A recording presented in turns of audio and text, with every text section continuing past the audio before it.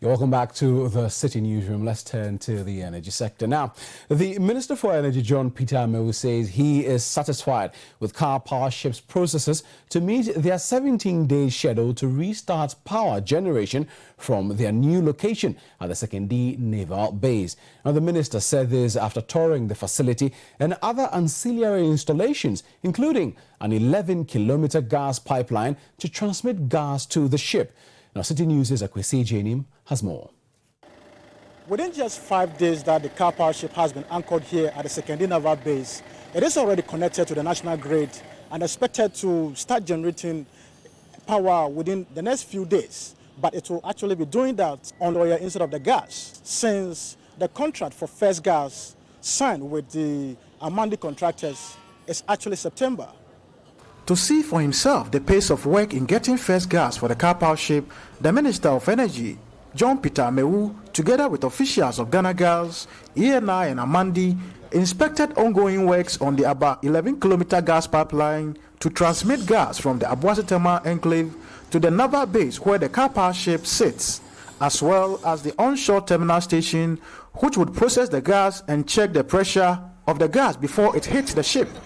Mr. Amewu, who then continued to the Karpowership to see the progress of work, expressed satisfaction, but urged the various players who are to ensure first gas to do so or face the consequences. Well, you know, this project, it's about 4 different phases.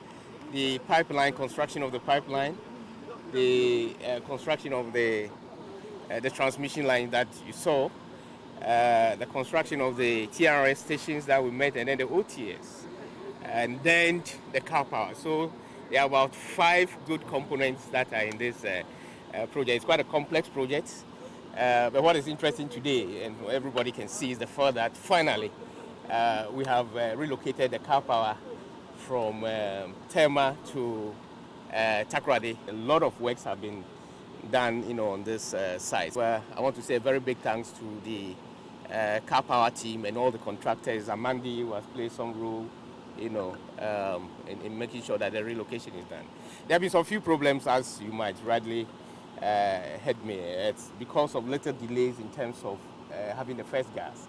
Now that the car power is available here, we need to quickly connect it to first gas.